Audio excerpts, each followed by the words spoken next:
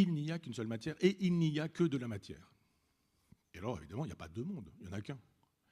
Ça veut dire que Dieu peut bien exister, mais si Dieu existe, il faudra bien qu'il soit matériel. Il ne peut pas être immatériel, il ne peut pas être éternel, il ne peut pas être invisible, il ne peut pas être indicible, il ne peut pas...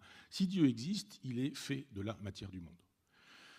Chez Épicure, il n'y a que des atomes. Eh bien, il existe des dieux. Les dieux sont atomiques. Ils sont fabriqués d'atomes. Alors, bon, on ne va pas rentrer dans le détail, mais il y a des mondes divers et multiples, il y a des intermondes, et entre ces mondes-là, il y a des divinités qui sont faites d'atomes subtils. Il ne dit pas qu'elles ont des formes humaines, mais qui sont dans une espèce de logique d'impassibilité.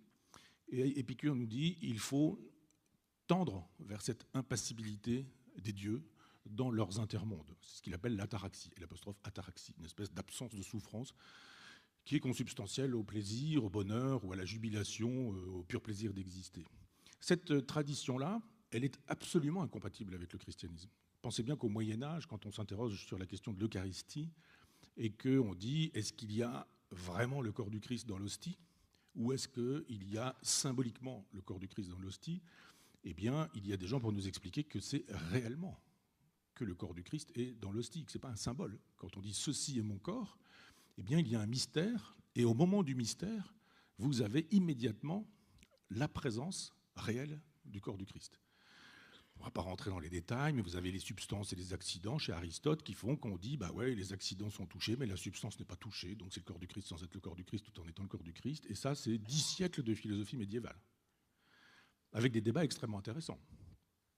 Du genre, un curé s'en va donner l'extrême onction dans la campagne, et puis il chute dans un fossé, il a bu un petit coup, et puis il avait quelques hosties pour l'extrême onction, les hosties sont consacrées, ça tombe dans le ruisseau, et paf, il y a un rat qui passe, et le rat mange l'hostie. Le corps du Christ est-il dans l'estomac du rat?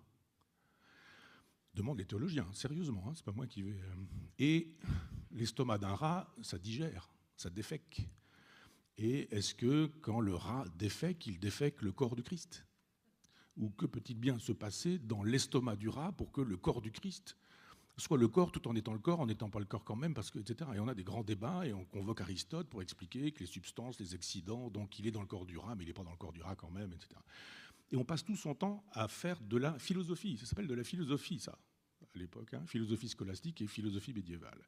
Et donc cette philosophie-là, évidemment, elle empêche l'exercice de la raison, puisqu'elle met la raison au service de délires. Ce sont des délires complets que de passer du temps à réfléchir sur des sujets comme ceux-là.